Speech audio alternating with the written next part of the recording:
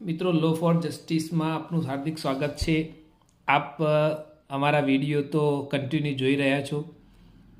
હવે અગત્યની વાત કરવી હતી આપથી કે આપણે પ્રોપર્ટી બાબતે એકદમ એક્યુરેટ રહીએ છીએ, કેમ કે પૂરી જિંદગીની જે કમાણી છે એ કમાણી આપણે પ્રોપર્ટીમાં નાખીએ છીએ।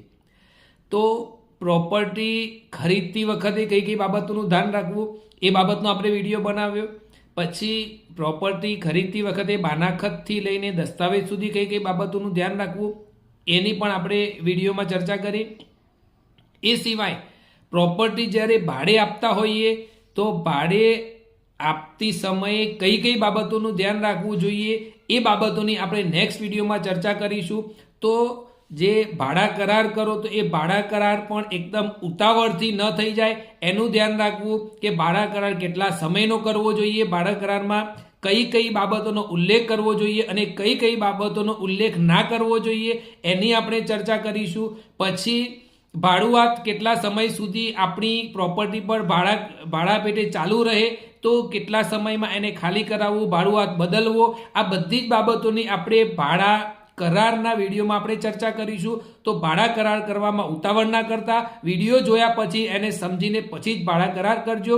એ સિવાય જો ઘરમાં કોઈ એક વડીલના નામે, કોઈ એક ઉંમરલાયક વ્યક્તિના નામે કે કોઈ એવી વ્યક્તિના નામે તમારા ઘરની બધી જ પ્રોપર્ટી હોય કે જે વ્યક્તિની જિંદગીનો કોઈ ભરોસો ના હોય, તો એવી વ્યક્તિની જે પ્રોપર્ટી છે એનું વિલ એટલે કે વસિયતનામું બનાવડાવી લેજો।